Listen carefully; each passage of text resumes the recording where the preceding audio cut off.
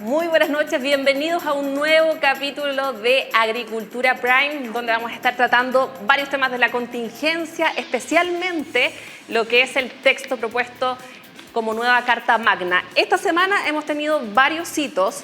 Se entregó la propuesta de texto constitucional. Recibimos también, conocimos todos, la carta del expresidente Ricardo Lagos, que dejó con gusto a poco a varios sectores. Lo que sí dejó en claro es que ninguna de las dos propuestas dijo satisface o va a llegar a un puerto.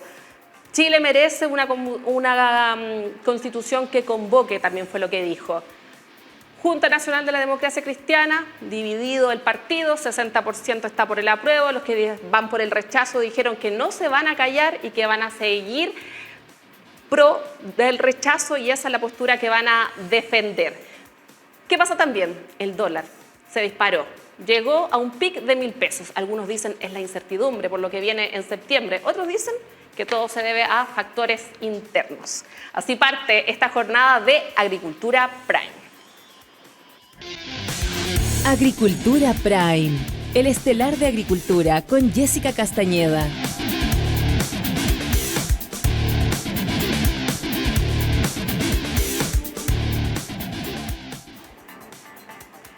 Y les presentamos de inmediato quienes van a estar de panelistas acá, con quien vamos a estar conversando los distintos temas que vemos en la propuesta de nueva Carta Magna.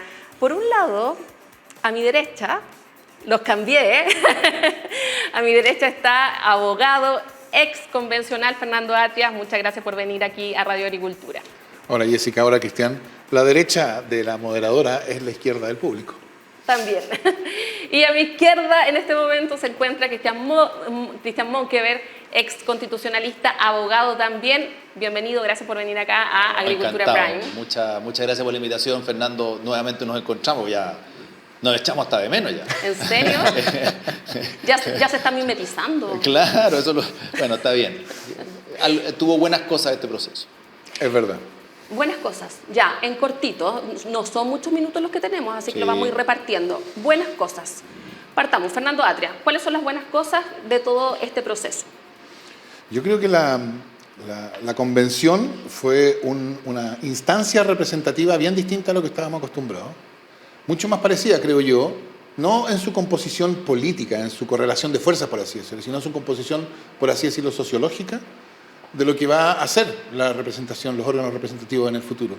Y eso exigía ir desarrollando prácticas de conversación política con grupos, personas que no acostumbraban a estar en esas instancias.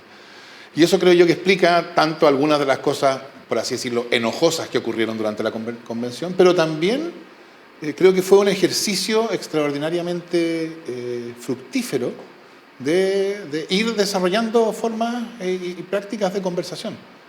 En ese sentido, yo creo que la conversación, en ese sentido, ciertamente fue un éxito. Siempre, además, por cierto, de que yo creo que es una buena constitución la que produjo, por cierto.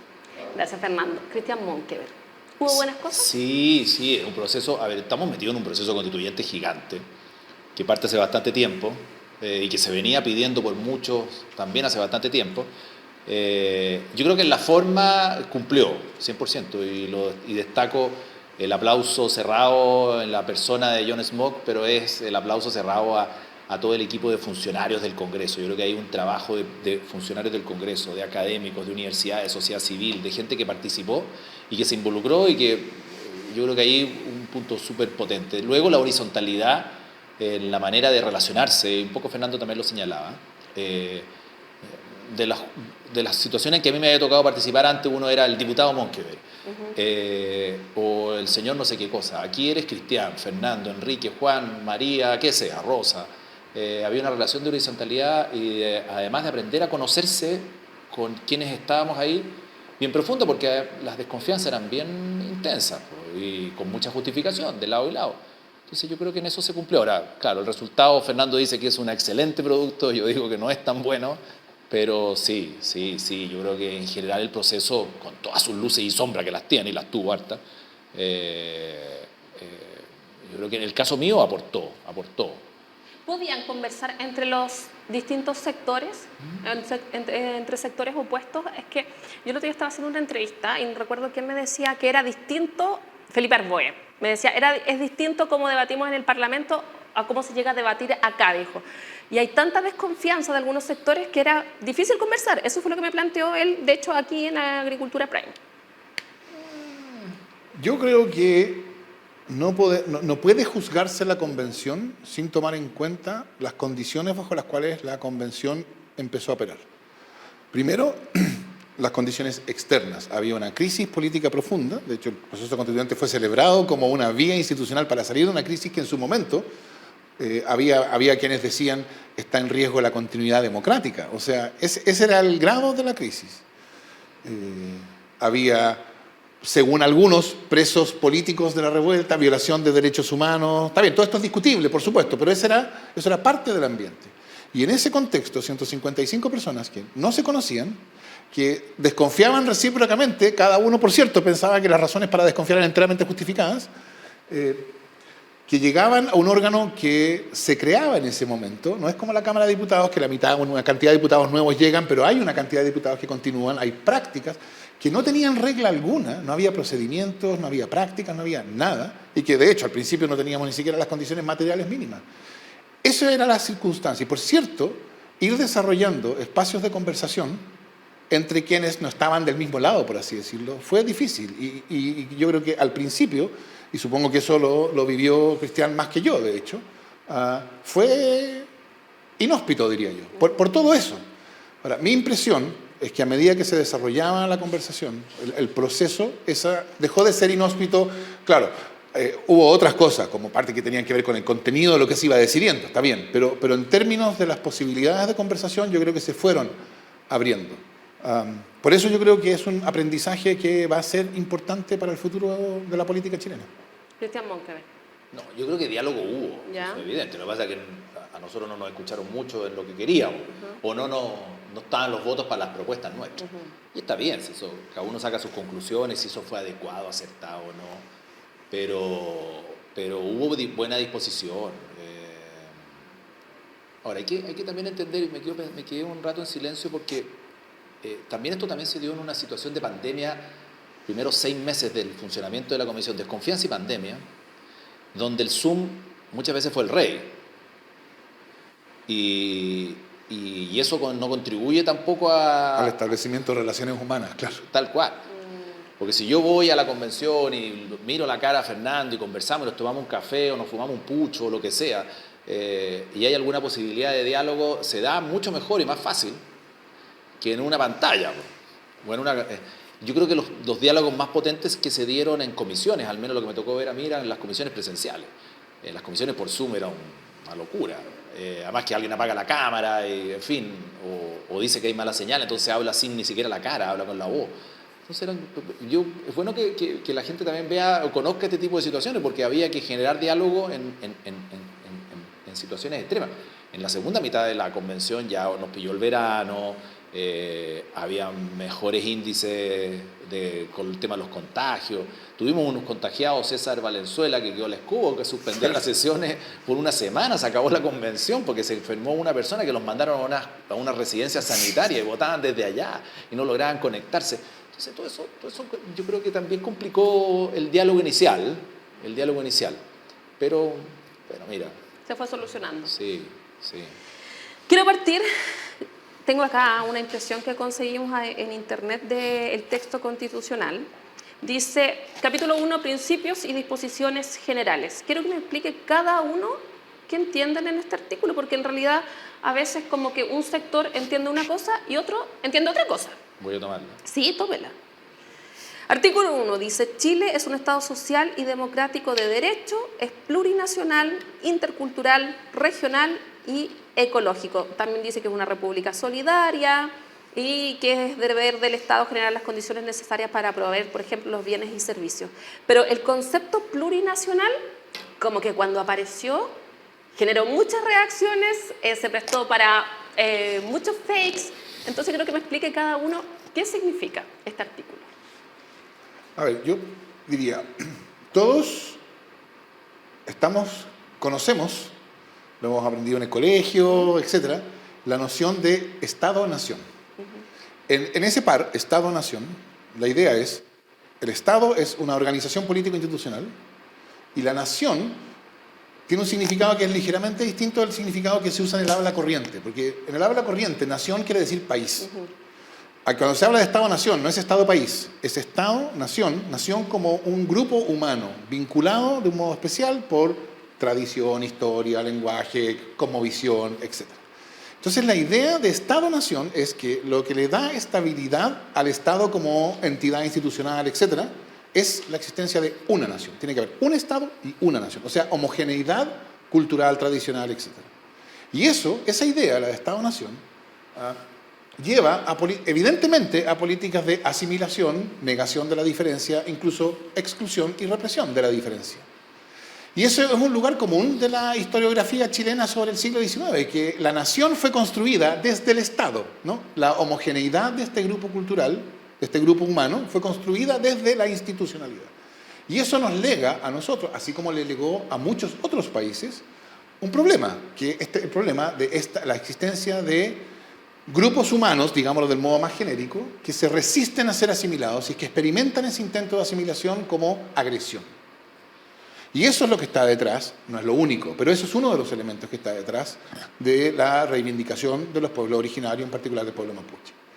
Entonces, la idea de plurinacionalidad es aceptar lo que se ha aceptado en todos los demás países que han enfrentado con algún grado de éxito este problema.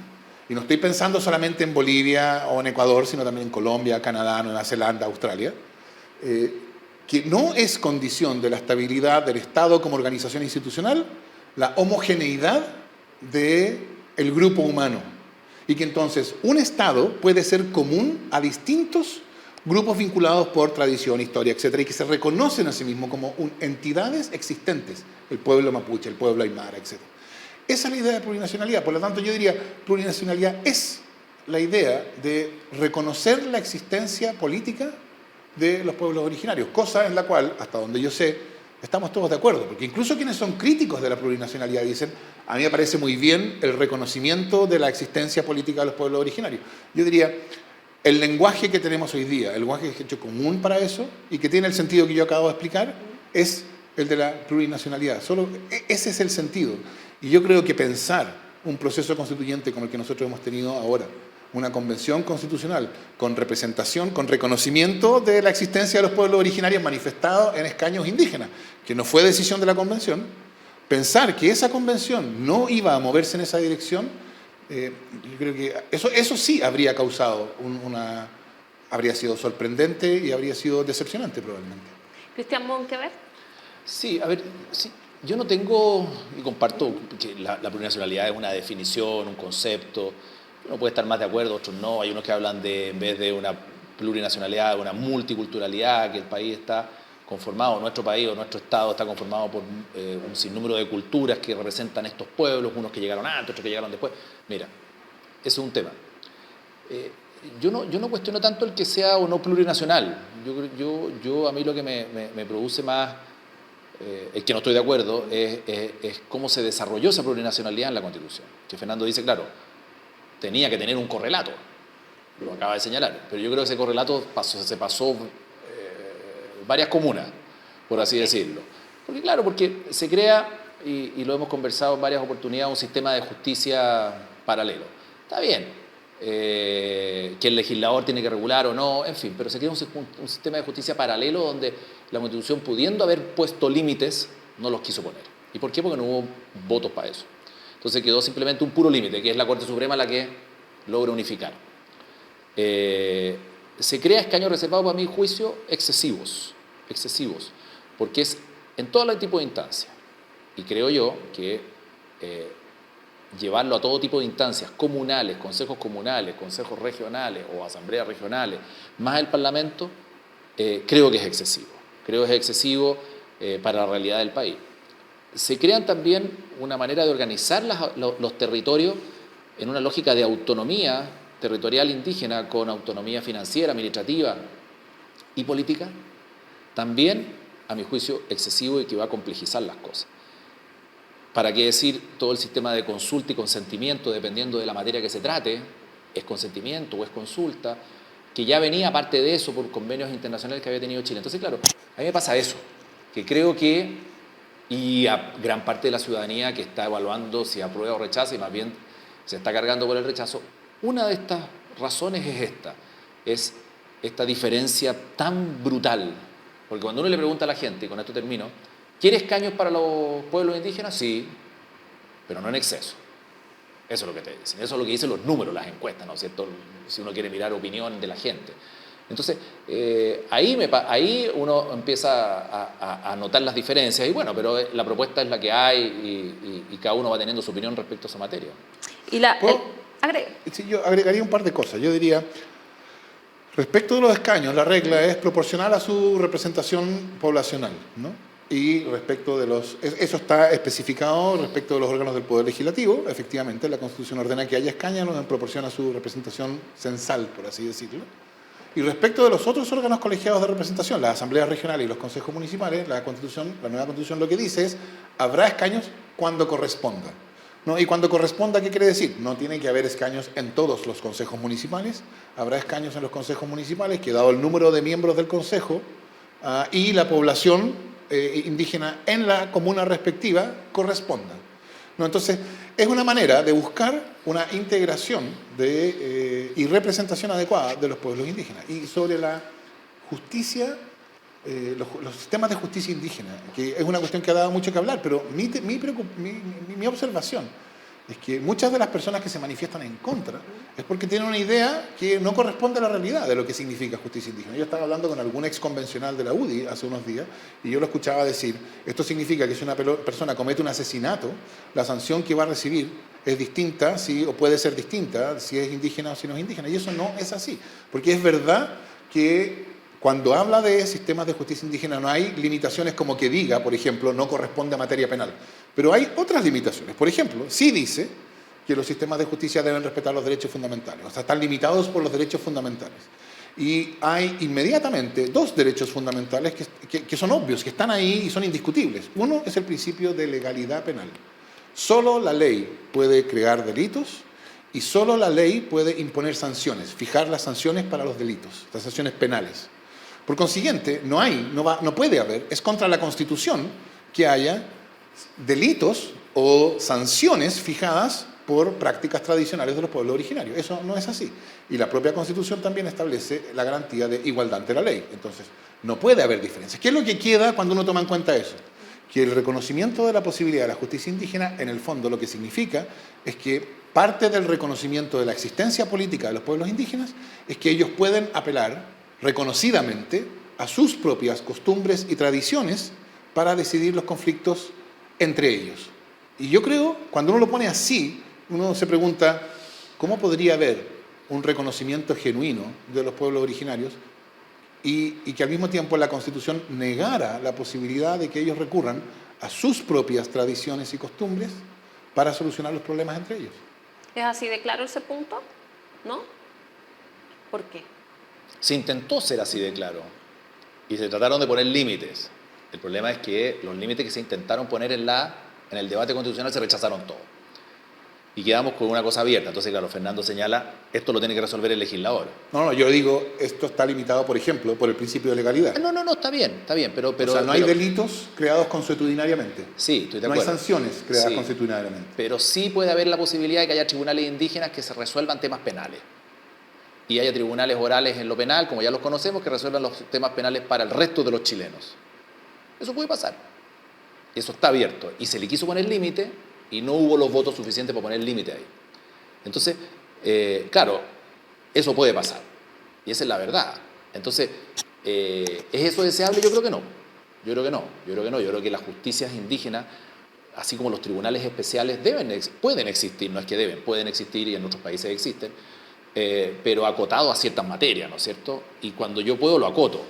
Aquí no hubo capacidad de acotarlo, eso fue lo que pasó, no hubo votos, no dieron los 103 votos para acotarlo, entonces dieron para aprobar la justicia indígena, pero no limitarlo, entonces le traslado este problema al Congreso, y yo no sé qué será peor, yo no sé qué va a pasar en el Congreso respecto de eso, pero hoy día quedó abierto, ese es mi punto.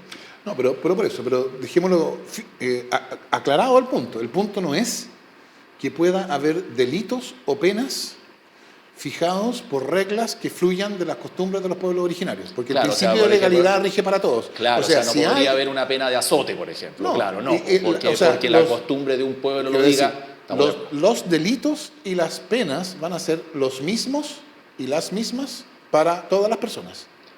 Eso es el principio de legalidad. No puede haber delito sin una ley y ningún delito será sancionado con una pena distinta a la que fije la ley. Entonces claro, sería posible que hubiera autoridades indígenas que tuvieran jurisdicción, pero que aplicaran esas leyes, lo cual es un poco inusual, porque todo el sentido de que hayan autoridades indígenas es que las autoridades indígenas aplican sus propias costumbres.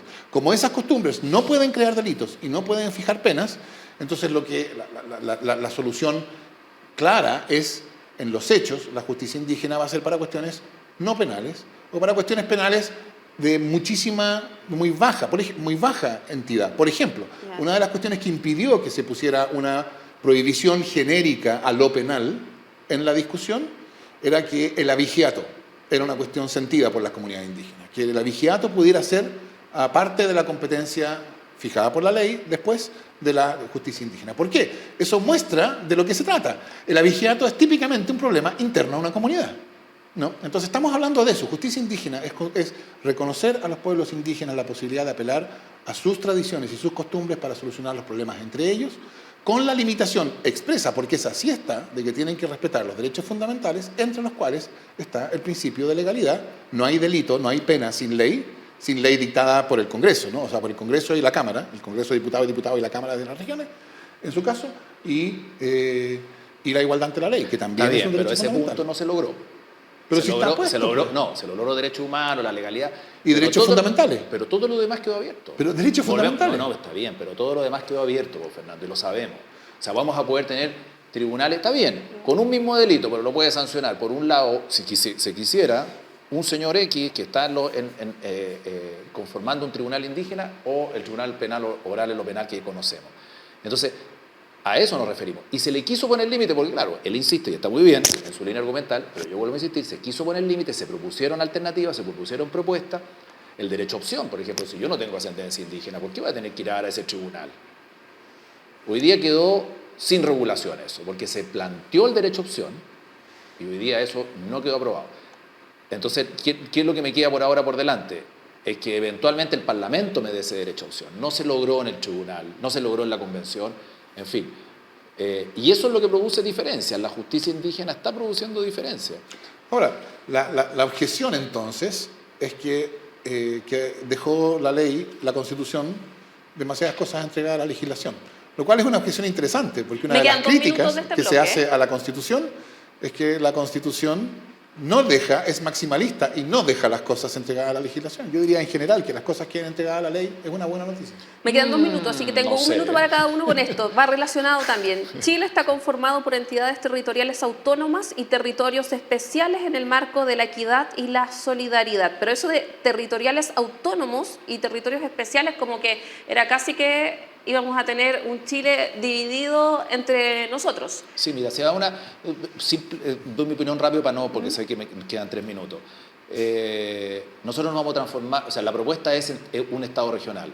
Ese Estado regional tiene entidades territoriales. Las entidades territoriales, para que la gente lo entienda, porque cambia, es un paradigma distinto, son las regiones autónomas, las comunas autónomas que conocemos y las autonomías territoriales indígenas. Y los territorios especiales. Y los territorios especiales se suman, ¿ya? Que los territorios especiales son 2 hoy día. Isla Pascua y Juan Fernando, que ya existen. Y ya existen, ya están establecidos así. Se aprobaron hace un tiempo atrás. Entonces, y cada una de estas tiene autonomía financiera, política y administrativa. Y ahí viene la complejidad. ¿Cómo vamos a armar esto? ¿Qué significa autonomía territorial, financiera y administrativa? Y la más compleja de todas, yo vuelvo a decir, para no repetir argumentos, es la indígena, a mi juicio. Porque territorialmente va a tener que quizás convivir con comunas o van a superponerse en comunas, porque por ejemplo la comuna de Ercilla y la comunidad de Temuco-Icui, ¿qué va a querer ser la comunidad de Temuco-Icui? Una autonomía territorial indígena, y va a competir con la comuna de Ercilla porque territorialmente son lo mismo. Entonces, ¿qué rol va a jugar cada uno? El jefe de la comunidad va a ser un lonco, supongamos, o quien sea, un jefe de la comunidad. qué rol va a tener él y qué rol va a tener el alcalde de Ercilla. Y los dos son autónomos, y los dos van a poder eventualmente cobrar tasa, no fijar impuestos, pero sí cobrar tasa. Esa es la estructura que se está dando, parte desde las regiones, deseable desde el punto de vista de regionalización, pero de una autonomía que puede llevarnos a varios dolores de cabeza, a mi juicio. O sea, yo creo que es para Chile, para la historia chilena, esto de un Estado regional con todos estos distintos sistemas de autonomía, es entrar en un territorio nuevo. Sí, efectivamente. Nosotros tenemos un Estado centralizado que ni siquiera es del siglo XX, en realidad es decimonónico. O sea, si hubiera un museo institucional, estaría ahí el Estado centralizado chileno. Entonces, de nuevo, yo creo que moverse decididamente en la dirección de transferir poder a las regiones y a las localidades, eso era una necesidad en la nueva Constitución. Y eso vale para la región autónoma, para la comuna autónoma, para los territorios especiales.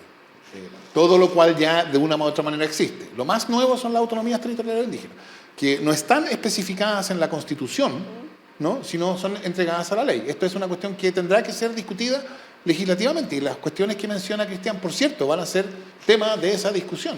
Claro. Pero de nuevo, yo creo que es difícil pensar un reconocimiento de los pueblos originarios que no sea solo se reconocen, sino que tenga contenido político y que no contemple la posibilidad de que se desarrollen formas de grados de autonomía, que no están mandatados precisamente, y que entonces va a haber que empezar a ir construyendo. Va a ser un proceso de construcción, como va también a ser un proceso de construcción el Estado regional. La región autónoma y la comuna autónoma también van a tener que ser construidas.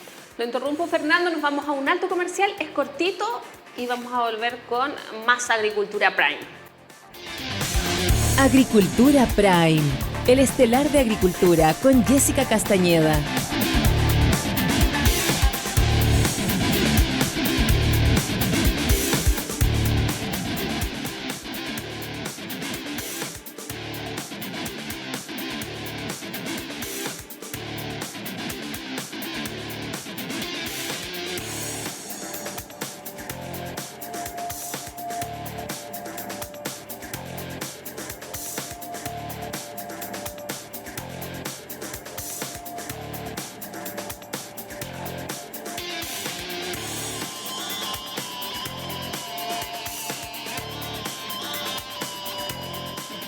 Tenemos diferencias, pero... Volvemos a Agricultura Prime. Nos dejaron una pregunta. Checho Irane, conductor de Conectados, les tiene una consulta a Cristian Monkeberg y a Fernando Atria. ¿Cuál es? Ahí está. Hola, Fernando. Hola, Cristian. La pregunta que les quiero hacer, ya que los dos son constituyentes de trincheras distintas, ¿creen ustedes que cumplieron con el mandato de la población de generar la casa de todos? Porque vemos a destacados personajes que aprobar para reformar, rechazar para reformar, o sea, ¿encuentran que finalmente se hizo un trabajo como el que se le había pedido la población o la ciudadanía? Muchas gracias. ¿Cumplieron el mandato? Yo creo que sí. La Constitución propuso, aprobada por 2/3 de los miembros de la Convención, una propuesta de Constitución. Yo creo que esa propuesta es la Constitución que Chile necesita, lo cual, por cierto, no quiere decir que es una Constitución que tiene que ser irreformable. De hecho, la propia Constitución establece formas de modificación que son bastante más simples políticamente más simples que la que existe hoy día. Pero a mí me gustaría una reflexión sobre qué quiere decir la casa de todos, esto de la casa de todos, porque yo creo que el resultado del plebiscito alimentó una idea que es bella, y lo digo sin ironía, que es bella porque contiene un anhelo, que es que la Constitución podría ser un momento de unión y que terminara siendo aprobada por el 80 al 90% de la aprobación del plebiscito de salida. Y eso creo yo que ignora las condiciones de la Convención y del proceso constituyente del cual estábamos hablando, ¿no? O sea, este es un proceso constituyente que se dio no en un momento de paz y unidad nacional, se dio en un momento de fractura.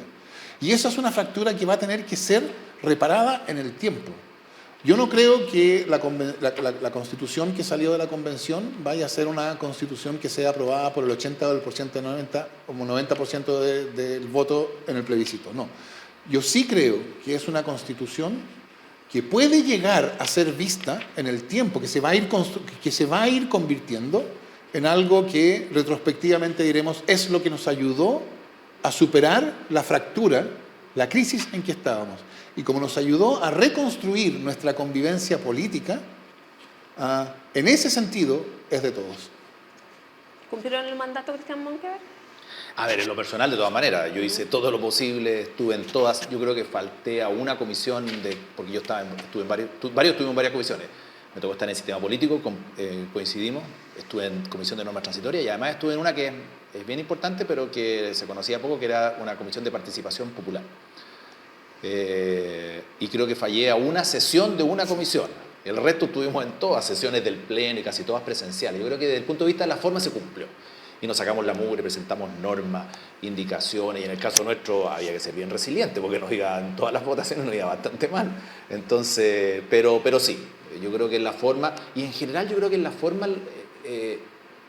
si uno hace un balance, se cumplió. Un poco lo que decía al principio de la conversación. Yo creo que se cumplió, se hizo un esfuerzo y se cumplió. Si a mí me preguntan el día de mañana, ¿qué hiciste? Yo hice todo un día de mañana un bisnieto, un nieto te pregunta, ¿qué hiciste, tata, por este proceso constituyente? Hice todo lo posible, abriendo espacios de diálogo, de conversación, de presentar normas, iniciativas. Yo creo que eso se hizo. Ahora, el resultado, en el caso mío, yo creo que se desaprovechó la posibilidad de tener una casa de todos de todas maneras. Porque es un proceso constituyente que parte con un 80% de apoyo inicial en voto urna, donde en ese minuto se da por fenecida la constitución actual, porque ahí lo que se está diciendo, queremos una nueva constitución, yo formé parte de ese 80%. Y hoy día hay un país dividido en torno a la propuesta que se está presentando, e incluso con una posibilidad que gane una opción de rechazo, que es bien real hoy día. Entonces, yo creo que ahí se desaprovechó una oportunidad. Es imposible construir una casa de todo difícil, pero se podría haber hecho un esfuerzo mayor. Yo creo que ahí, cuando se estudie esto más adelante, yo creo que estas van a ser una de las razones de errores que se cometieron a mi juicio, que podría haber sido más inclusiva. Pero bueno, ya está, ya la propuesta está y la gente es la que tiene que decidir. Ya, les voy a preguntar por otro artículo, porque hay mucha preocupación respecto a este tema. De hecho, muchos auditores nos llaman por este tema, como se van a acabar las ISAPRES. Artículo 44. Toda persona ya tiene derecho a la salud y bienestar integral, todos de acuerdo, incluyendo sus dimensiones física y mental. Después viene en el punto 5.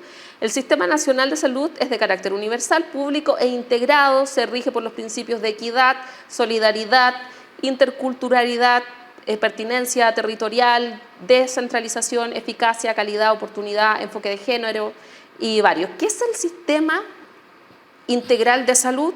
¿Cómo va a operar? ¿Y se acaban las ISAPRES o no se acaban las ISAPRES? Bueno, yo creo que es importante distinguir las ISAPRES de los prestadores privados.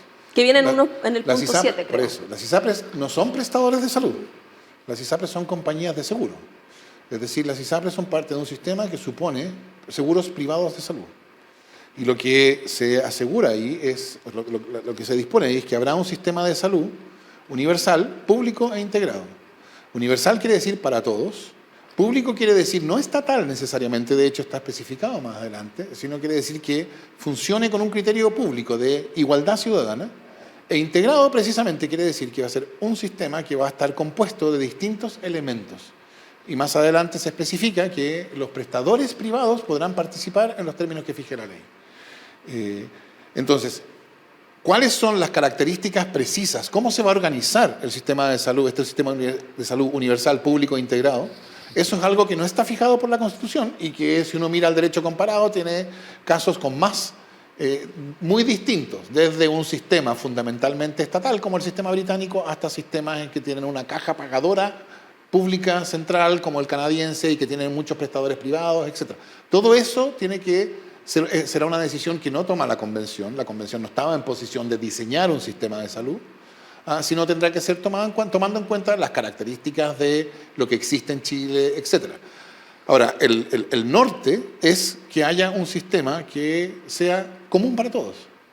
No es el sistema actual, por cierto, pero es un sistema común. Entonces, como norte, evidentemente es un sistema que busca que no haya un sistema de seguros privados para algunos y de provisión pública para otros, sino un sistema universal, público e integrado. Pero es algo que iría cambiando muy paulatinamente. Nosotros hablábamos el otro día con el ex subsecretario de redes asistenciales, Alberto Duñac, y él decía, esto se necesita, pero en un periodo prolongado de tiempo para poder conseguirse. Bueno, yo creo que evidentemente no es una cuestión que vaya, no es que al día siguiente de la dictación de la Constitución se produce el efecto de que desaparece de nada, no. Esto es una cuestión que se va a tener que ir construyendo, o sea, a medida que se van adecuando lo que existe, se van fijando las condiciones, se va diseñando el sistema, se va organizando, ¿no? De hecho, hay una regla transitoria que dispone que mientras no haya nueva legislación que modifique, derogue la legislación vigente va a continuar. Entonces, por cierto, esto no es una cuestión que vaya a ser inmediata. En la discusión de normas transitorias, algunos sectores de derecha propusieron un plazo de 30 años. Ellos querían que esto empezara a regir en 30 años, o sea que es como los 30 años que llevamos del año 90. Eso a mí me parece que es una comprensión un tanto amplia del tiempo que se va a requerir, pero que va a ser un proceso, eso yo creo que es indudable. Se acaba la ISAPRE, de todas maneras. Eso va a ocurrir. Y yo creo que la propia ISAPRE lo sabe también. Cuando uno lee notas y escucha comentarios, evidentemente se acaban la ISAPRE. Ahora, el punto es qué va a pasar después. Porque varios gobiernos, incluso en el que yo participé, el gobierno del presidente Piñera, hicieron propuestas y planteamientos al Parlamento de seguros únicos de salud, ¿okay? Donde todos cotizáramos, pero donde ahí se empiezan a notar las diferencias. En el debate que se dio, no está todo resuelto, ni mucho menos, porque esta es la Constitución y tiene que haber una ley que regule esto, la Constitución no puede regularlo todo. Pero todo indica que se van a acabar las ISAPRE. Entonces, el punto es a qué transitamos. Y a qué transitamos, lo deseable a mi juicio y a nuestro juicio es que transitemos a alguien que administre esta cotización del 7% que todos vamos aportando, y la posibilidad de que yo pueda decidir dónde me atiendo, ¿no es cierto?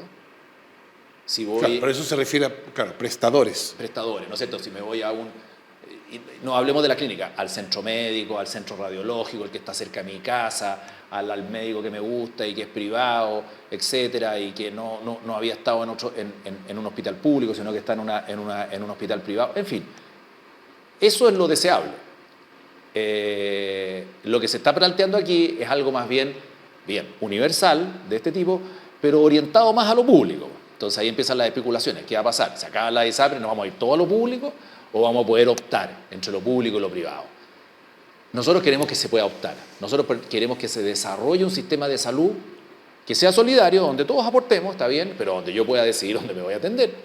Si yo me dializo en un centro donde lo vengo haciendo hace bastante tiempo, que es privado, me atienden bien y dejo ahí mi cotización, o sea, uso ahí mi cotización para atenderme ahí, que se me dé esa posibilidad. Pero esto le llega, como diríamos, término de la ISAPRE, eso de todas maneras. El punto es que si se van a terminar la ISAPRE, lo que venga sea mejor, y no que atochemos el sector público y que todos nos tengamos que ir al sector público. Entonces, aparte de poner mi cotización y atenderme en lo público, además voy a tener que gastar otro poco más, a los que puedan, en tener un seguro complementario para poder atenderme en otro lado. Esa es la discusión que se está dando y son sistemas que se están discutiendo. La actual propuesta se orienta más a lo público. Lógico, la mayoría le gusta más lo público de los que estaban en la convención. Nosotros creíamos que tiene que haber esa posibilidad de mix, ¿no es cierto? En fin, eso es.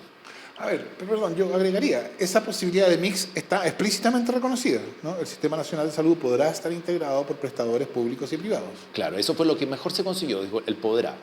Hasta ahí llegamos. No, pero eso, el que no hay incompatibilidad entre que sea un sistema universal, público, integrado, y que estén integrados a él prestadores privados, es una declaración constitucional bien relevante. Ahora, el fondo, porque precisamente lo que excluye es la idea de que por ser público, universal y público, los prestadores sean solo entidades estatales. Eso ahora, está excluido. Y el otro punto es quién administra este 7% de cotización. Por cierto, y entonces quedan estas dos preguntas. Que es un dineral de plata. Está bien, queda la pregunta de cómo se administra y queda la pregunta de cómo va a funcionar, qué grados de posibilidades de elección van a tener las personas. Por eso yo decía, y hay sistemas que funcionan de distinto modo en el mundo. Y no estoy pensando en Corea del Norte, estoy pensando entre Canadá y el Reino Unido, por así decirlo, ¿no? Hay casos en los cuales hay mayor libertad de elección y hay casos en los cuales hay menos libertad de elección, ¿no? Y eso, por cierto, es una discusión importante. Ahora, yo creo que pretender que la Constitución hubiera diseñado un sistema de salud era imposible, ¿no? Por 1000 razones. Ahora, en la convención había harto que le gusta Corea del Norte, eso sí. Bueno, concédeme que lo que quedó en términos de protección de la salud o lo que quedó en seguridad social está bien lejos de Corea del Norte. Eso me lo puedes conceder, ¿no? O sea que en ese sentido miraron harto Corea del Norte. En ese sentido, la Constitución da cuenta de un esfuerzo de ir construyendo una visión que yo diría que es básicamente razonable, que concuerda bastante con un cierto consenso en la reflexión sobre la necesidad de reforma del sistema de salud que había ido surgiendo. Antes había, o sea, la idea, que era una idea bastante extendida, que es una idea bastante extendida, de que se necesita un seguro único de salud, un seguro común para todos. No, bueno, eso es parte de esto, ¿no? Entonces yo creo que lo que contiene en términos de derecho a la salud es estos principios fundamentales, una autorización expresa a la integración al sistema de prestadores privados, y lo demás, bueno, va a tener que ser parte del debate democrático. ¿Qué les parece la discusión que se está dando? Aprobar para reformar, rechazar para reformar. Cristian. Sui generis, por ponerle un nombre.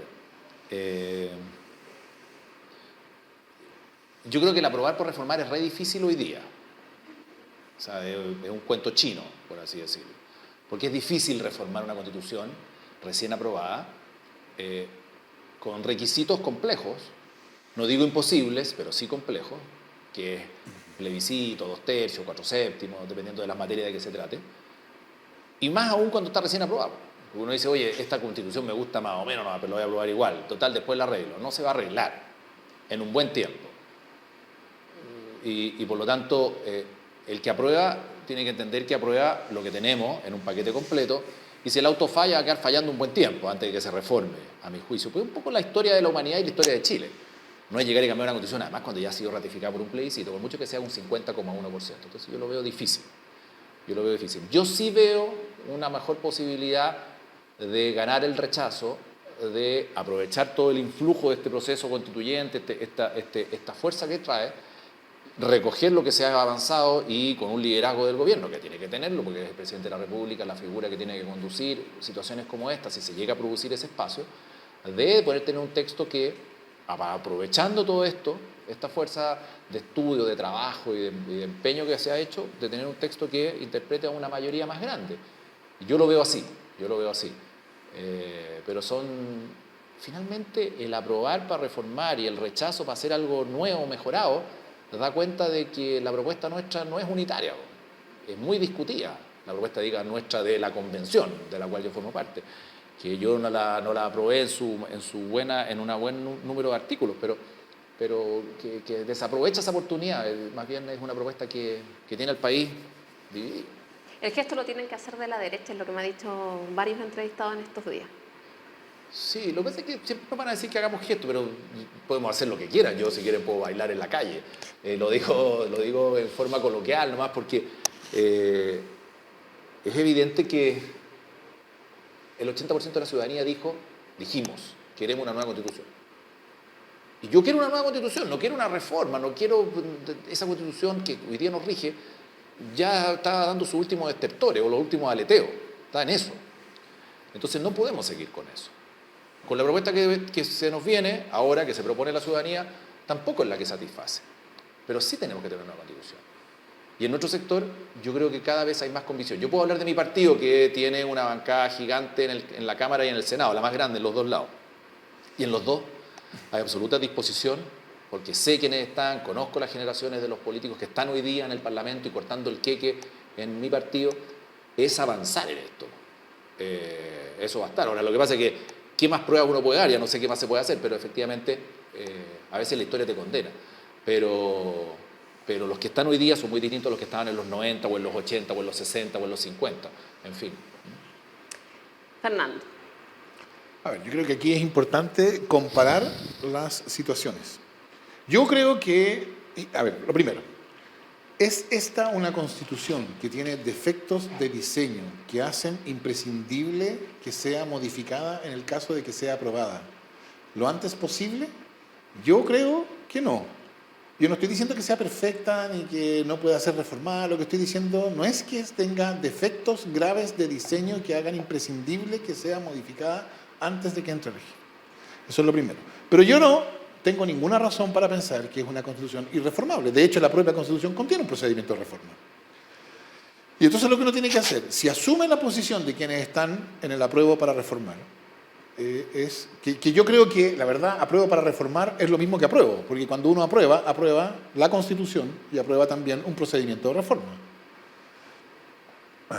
Y entonces comparemos la situación en la cual el país quedaría, desde el punto de vista de las posibilidades de reforma constitucional, en un caso de apruebo y en un caso de rechazo. Yo creo que, y me gustaría saber qué piensa Cristian respecto a esto, yo creo que si llegara, lo que yo creo que no va a pasar y que es improbable, pero si llegara a ganar el rechazo y la derecha, cosa que yo creo que es improbable, y la derecha estuviera dispuesta a hacer un paquete de reformas del tipo de las reformas que indica Ricardo Lagos en su carta, ¿no? Abolición de la competencia preventiva del Tribunal Constitucional, abolición de las leyes orgánicas constitucionales, introducción del Estado Social y Democrático de Derecho, derechos sociales, derechos, etc.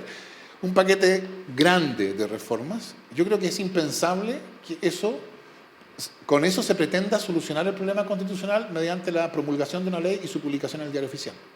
O sea, dada la situación, eso tendría que ser plebiscitado. No, eso de todas maneras. O sea, un proceso tiene que tener un nuevo plebiscito. Entonces, aquí hay una cuestión importante, porque plebiscito para la reforma constitucional tendría que haber en cualquiera de las dos hipótesis. En el caso del que gana el apruebo, porque lo exige la Constitución para las reformas sustanciales, y en el caso del que gana el rechazo, porque es inconcebible que esto se solucione puramente a través de un pacto parlamentario.